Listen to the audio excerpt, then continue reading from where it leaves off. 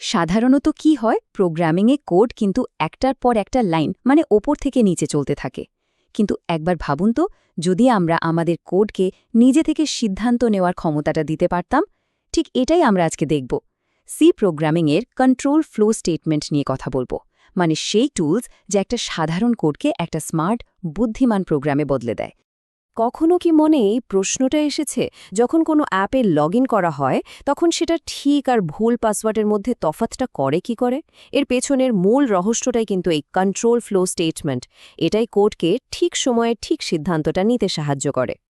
তো আজকে আমাদের আলোচনার রোডম্যাপটা একবার দেখে নিই। প্রথমে আমরা দেখব কোডের কেন সিদ্ধান্ত নেওয়ার দরকার হয়, এরপর শিখব ইফ এলসের বেসিক ব্যাপারগুলো, তারপর দেখব আরও জটিল সিদ্ধান্ত কিভাবে নিতে হয়, এরপর সুইচ স্টেটমেন্টের ব্যবহার জানব, আর সব শেষে কিছু দরকারি টিপস আর কমন ভুলগুলো নিয়ে কথা বলবো। ঠিক আছে, চলুন তাহলে প্রথম অংশে চলে যাই। এই অংশে আমরা দেখব কিভাবে আমাদের প্রোগ্রামকে একটা নিজস্ব মস্তিষ্ক দেওয়া যায়, মানে চিন্তা করার আর সিদ্ধান্ত নেওয়ার ক্ষমতা। দেখুন, কন্ট্রোল ফ্লো স্টেটমেন্ট ছাড়া একটা প্রোগ্রাম কি, সে তো শুধু অন্ধের মতো একটার পর একটা নির্দেশ পালন করে যাবে। কিন্তু এই স্টেটমেন্টগুলোই প্রোগ্রামকে একটা ব্রেইন দেয়। এর সাহায্যে প্রোগ্রামটা বিভিন্ন শর্ত দেখে বিভিন্ন পথে চলতে পারে, যা তাকে অনেক বেশি ডাইনামিক আর ফ্লেক্সিবল করে তোলে। এই ডায়াগ্রামটা কিন্তু আমাদের পুরো আলোচনার একটা ম্যাপের মতো। দেখুন, কন্ট্রোল স্টেটমেন্টের মূলত 3টে শাখা আছে। আমরা আজকে এর প্রথম শাখা মানে কন্ডিশনাল স্টেটমেন্ট আর তার ভেতরে থাকা ইফ এলস এবং সুইচ কেস নিয়ে বিস্তারিতভাবে জানব। চলুন তাহলে সিদ্ধান্ত নেওয়ার সবচেয়ে সহজ আর বেসিক উপায়টা দিয়ে শুরু করা যাক। এটাকে একটা রাস্তার মোড়ের মতো ভাবতে পারেন, যেখানে একটা শর্তের ওপর নির্ভর করে ঠিক করতে হয় ডানে যাব নাকি বামে। এখানে খুব সুন্দরভাবে দেখানো হয়েছে যে কিভাবে একটা ফ্লো চার্টের আইডিয়া সরাসরি সি কোডে চলে আসে। বাম দিকের ছবিটা হলো আমাদের চিন্তা বা লজিক, আর ডান দিকেরটা হলো কোডে তার আসল চেহারা। একটা শর্ত চেক করা হচ্ছে, আর তার রেজাল্ট ট্রু না ফলস সেটার উপর ভিত্তি করে কোডের আলাদা আলাদা অংশ কাজ করছে। চলুন একটা একদম সহজ কিন্তু দারুণ কাজের উদাহরণ দেখি। একটা সংখ্যা জোড় না বিজোড় এটা বের করার কোড। দেখুন এখানে কি হচ্ছে, সংখ্যাটাকে 2 দিয়ে ভাগ করে ভাগশেষটা দেখা হচ্ছে। যদি ভাগশেষ 0 হয়, মানে নাম্বার মডুলো 2 ইকুয়াল টু 0 শর্তটা সত্যি হয়, তাহলে এফ ব্লকের কোডটা চলবে, আর না হলে সোজা এলস ব্লকে চলে যাবে। এটাই হলো ইফ এলসের মূল জাদু। কিন্তু জীবনে তো আর সবসময় দুটো অপশন থাকে না, তাই না? যদি দুটোর বেশি বিকল্প থাকে, তখনই কাজে আসে ইফ এলস ল্যাডার আর নেস্টেড ইফ এলস। এগুলো আমাদের আরও জটিল সিদ্ধান্ত নিতে সাহায্য করে। একটা ইফ এলস ল্যাডার অনেকটা মইয়ের মতো ধাপে ধাপে কাজ করে। এটা ওপর থেকে প্রথম শর্তটা পরীক্ষা করে। যদি ওটা সত্যি হয়, তাহলে সেটার ভেতরের কোডটা চালিয়ে প্রোগ্রাম ওখান থেকেই বেরিয়ে যায়। বাকি শর্তগুলো আর চেকই করে না। এতে কোডটা অনেক বেশি এফিশিয়েন্ট হয়। এই ফ্লো চার্টটা দেখুন, এটা অনেকটা একটা চেইন অফ কমান্ডের মতো কাজ করছে। প্রত্যেকটা শর্ত হলো একটা প্রশ্ন। উত্তর যদি না হয়, তাহলে পরের প্রশ্নে চলে যায়। এটা ততক্ষণ চলতে থাকে যতক্ষণ না একটা হ্যাঁ উত্তর পাওয়া যায়, অথবা পুরো চেইনটা শেষ হয়ে যায়। গ্রেড ক্যালকুলেটর হলো ইফ এলস ল্যাডারের একটা একেবারে ক্লাসিক উদাহরণ। প্রোগ্রামটা ওপর থেকে স্কোর চেক করা শুরু করে।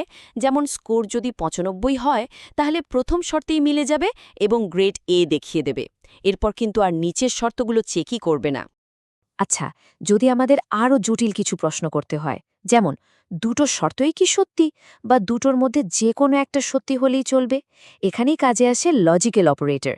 অ্যান্ড মানে অ্যান্ড, এটার জন্য দুটো শর্ত কি সত্যি হতে হয়, আর অর মানে অর, এটার জন্য যে কোনো একটা সত্যি হলেই চলে। লিপ ইয়ারের এই উদাহরণটা লজিক্যাল অপারেটরের পাওয়ার দেখানোর জন্য একদম পারফেক্ট। একটা বছর লিপ ইয়ার হবে যদি সেটা 4 দিয়ে বিভাজ্য হয় কিন্তু 100 দিয়ে বিভাজ্য না হয়, অথবা যদি সেটা সরাসরি 400 দিয়ে বিভাজ্য হয়। দেখুন কি দারুণভাবে অ্যান্ড আর অর অপারেটর একসাথে ব্যবহার করে একটা জটিল কিন্তু নিখুঁত শর্ত তৈরি করা হয়েছে। চলুন এবার আরেকটা টুলের দিকে তাকাই, সুইচ স্টেটমেন্ট। এটা অনেকটা ভেন্ডিং মেশিনের মতো কাজ করে।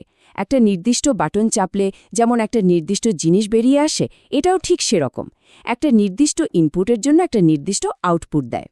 তাহলে প্রশ্ন হলো, কোনটা কখন ব্যবহার করব সহজ উত্তর হল ইফ এলস ল্যাডার ভালো কাজ করে যখন রেঞ্জ নিয়ে কাজ করতে হয়, যেমন গ্রেড ক্যালকুলেটর, আর সুইচ স্টেটমেন্ট তখন বেস্ট যখন একটা ভেরিয়েবলকে কয়েকটা ফিক্সড মানের সাথে তুলনা করতে হয়। এই স্লাইডটা সুইচ স্টেটমেন্টের গঠনটা খুব সহজভাবে দেখাচ্ছে। প্রোগ্রামটা সুইচের ভেতরের ভ্যালুটা নেয়, তারপর প্রত্যেকটা কেসের সাথে সেটাকে মেলায়, যেখানেই মিল খুঁজে পায় সোজা সেই ব্লকে জাম্প করে কোড চালানো শুরু করে দেয়। সপ্তাহের দিন বের করার এই উদাহরণটা সুইচ ব্যবহারের জন্য একদম আদর্শ। এখানে একটা ভেরিয়েবলের মানকে কয়েকটা নির্দিষ্ট সংখ্যার সাথে মেলানো হচ্ছে। ইনপুট 1 হলে সানডে, 2 হলে মানডে, এভাবেই চলতে থাকে। কোডটা কিন্তু ইফেলস ল্যাডারের চেয়ে অনেক বেশি পরিষ্কার আর পড়তে সহজ লাগছে, তাই না? এখানে দুটো জিনিস কিন্তু মাথায় রাখা খুব দরকার। প্রথমটা হলো ব্রেক। এটা না দিলে একটা কেস চলার পর কোড থামবে না, সোজা নিচের কেসগুলোতেও চলে যাবে, যেটাকে ফল থ্রু বলা হয়। আর দ্বিতীয়টা হলো ডিফল্ট। এটা একটা সেফটি নেটের মতো। যদি কোনো কেসই না মেলে তাহলে ডিফল্ট ব্লকের কোডটা চলবে। চলুন আমাদের আলোচনার শেষ অংশে আসা যাক। এখানে আমরা কিছু প্রো টিপস জানব, আর সেই সব সাধারণ ভুলগুলো দেখব যেগুলো কোডিং করার সময় প্রায়ই আমাদের মাথা ধরিয়ে দেয়। এই 3টে ভুল নতুন প্রোগ্রামাররা প্রায় করে থাকে, বিশেষ করে 3 নম্বরটা। এটা একটা ক্লাসিক ভুল। ইকুয়ালস আর ডাবল ইকুয়ালসের মধ্যে পার্থক্য মনে রাখবেন। একটা ইকুয়ালস মানে হলো মান বসানো, আর দুটো ইকুয়ালস মানে হলো তুলনা করা। এই ছোট্ট একটা ভুলের জন্য কিন্তু ঘন্টার পর ঘন্টা ডিবাগিং করতে গিয়ে মাথা খারাপ হয়ে যেতে পারে। এটা একটা দারুণ উপদেশ। কোড যখন পড়া সহজ হয় তখন ভুল খুঁজে বের করা সহজ হয়। বিশেষ করে ইফ এলস বা সুইচ ব্যবহার করার সময় সঠিক ইন্ডেন্টেশন কোডের গঠনটা বুঝতে অনেক সাহায্য করে। পরিষ্কার কোড লেখা শুধু একটা ভালো অভ্যাস নয়, এটা আসলে স্মার্ট কোডিংয়ের একটা অংশ। তাহলে পুরো ব্যাপারটা সারমর্ম কি দাঁড়ালো?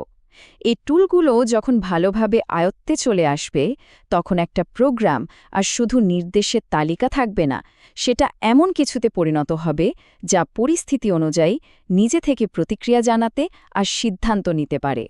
সবশেষে একটা প্রশ্ন রেখে যাই। এখন যেহেতু কোডের প্রবাহকে নিয়ন্ত্রণ করার ক্ষমতা হাতে চলে এসেছে, এই নতুন জ্ঞান দিয়ে প্রোগ্রামকে কী ধরনের সিদ্ধান্ত নেওয়ার ক্ষমতা দেওয়া যেতে পারে? সম্ভাবনা কিন্তু অফুরান্ত।